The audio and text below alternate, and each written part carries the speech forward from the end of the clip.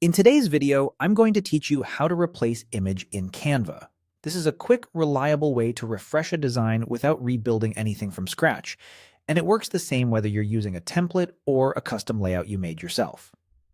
First, open your design in Canva so you can see your canvas and the toolbar along the left side. On that left panel, look for the Uploads option. This is your library for bringing in images from your computer and reusing anything you've already added before. Go ahead and click Uploads to open it. Inside, you'll see your previously uploaded images, plus a button to add new ones. If the image you want isn't there yet, you can either click the button to choose a file from your device or simply drag a file from your desktop into this panel. Wait for the upload to finish.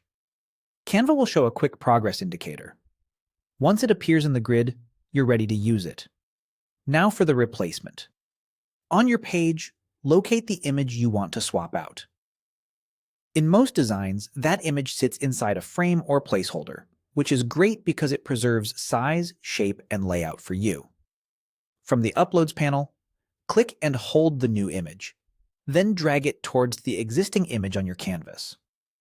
As you hover right over the current image, watch for a subtle highlight or overlay that shows the frame is ready to accept the new picture. When you see that, release your mouse. The old image is instantly replaced while the frame size and position stay exactly the same. If the crop or focal point isn't perfect after the swap, you can fine-tune it by double-clicking the image to nudge it within the frame, then click outside the image to set it. If you decide you preferred the original, use the Undo shortcut to revert immediately. And if the image doesn't replace on the first try, just drag a little closer to the center of the existing image until the highlight appears, then let go. That's all there is to it. Open Uploads to access, or add your picture, then drag and drop it right onto the current image to replace it while keeping your layout intact.